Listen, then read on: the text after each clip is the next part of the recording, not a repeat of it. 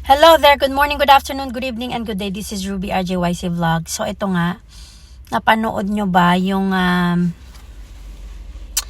iba nating kababayan na meron ako napanood na isang farmer ng saging ng Saba at saka yung isang klase pa ng saging. Dinurog-durog niya yung saging kasi hindi na raw sila kumikita, mas mahal pa yung pinuhunan nila at yung pinanggastos nila para dyan sa pagtatanim ng saba. Eh di ba ang ang ano bang tawag nito, ang secretary ng DA is si Bangag.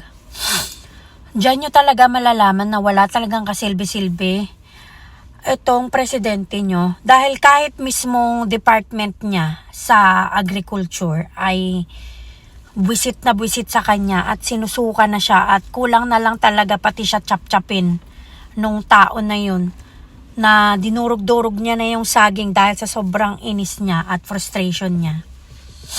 Tapos dati yung presidente natin nung nakaraang administration, si PRRD, hinihiram siya ng ibang bansa dahil gusto nilang gayahin yung pamamaraan ng leadership at polisiya ni PRRD. Tapos ngayon naman, dahil sa presidente natin, nabubuli at nadidiscriminate ang mga kababayan natin sa ibang bansa. Diyan yung makikita ang pagkakaiba. Kung anong klaseng presidente meron kayo ngayon at yung presidente noong panahon ni PRRD. So, to be honest, nakakahiyang maging Pilipino ngayon. Nakakahiya talaga. Parang ayoko na nga lumabas. Actually, bihira na nga ako lumabas. Bihira na nga ako lumabas noon. Mas bihira pa ako lumabas ngayon.